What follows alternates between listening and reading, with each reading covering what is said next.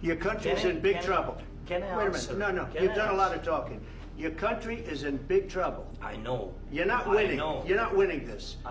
You have a damn good chance of coming out okay because of us. Mr. President, we are staying in our country, staying strong from the very beginning of the war. We've been alone, and we are thankful. I said thanks You haven't in been this alone. cabinet. We gave you, through I this said stupid president, $350 billion.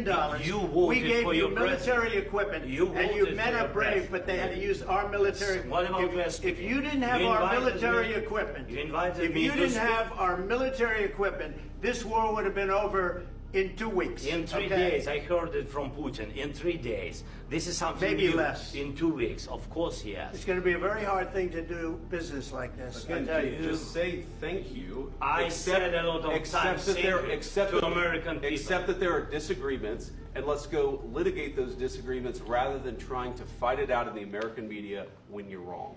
We know that you're wrong. But you see, I think it's good for the American people to see what's going on. I understand, sir. I think it's I very understand. important. That's why I kept this going so long.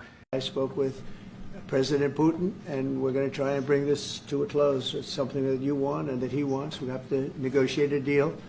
But we've started the confines of a deal, and I think something can happen. The big thing is the number of soldiers, mostly at this point, but soldiers being killed. You're losing thousands of soldiers. On both sides, we're losing a lot of soldiers, and we want to see it stop, and we want to see the money get put to different kinds of use, like rebuilding, and we're going to be working very hard, but we've had a lot of very good conversations. I will say until we came along, the Biden administration didn't. With the, how much money is the U.S. going to put into the fund that is being created today, and how does this provide long-term security for Ukraine?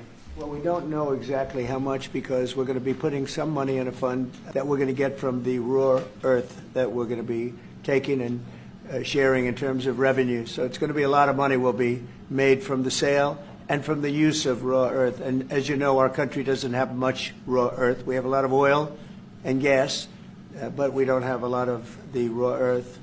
And what we do have is protected by the environmentalists, but that can be unprotected. But still, it's not very much.